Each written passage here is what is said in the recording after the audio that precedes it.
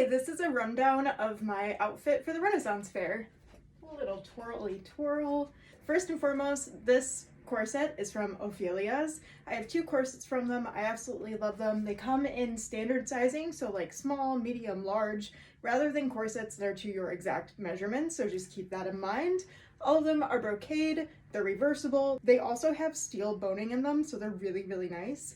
My blouse is actually a hand-me-down from one of my friends. The tags are really, really worn on them, so I can't tell where it's from, but I'm like 85–90% certain it's from the store Zootzu. This gray skirt is actually from Positano, Italy. I found it in a little boutique, and it does have a tag that says Mastro Positano in it.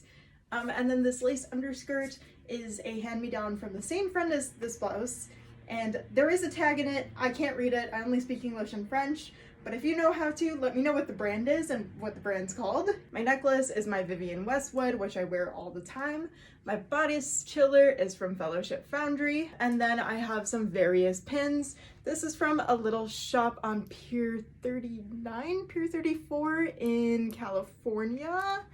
This is from an antique store in Eagle River, Wisconsin. This was from Pride Fest from a little vendor who I really wish I got the name. Their stuff was so cute. And then I'm gonna make another video on where all my fun belt stuff is from. So if you'd like to know what's on my belt, such as like this guy, my horn, my teacup holster, yeah, I'll make that another video because this is getting long. But I hope that helps. This is the rundown. Okay, bye.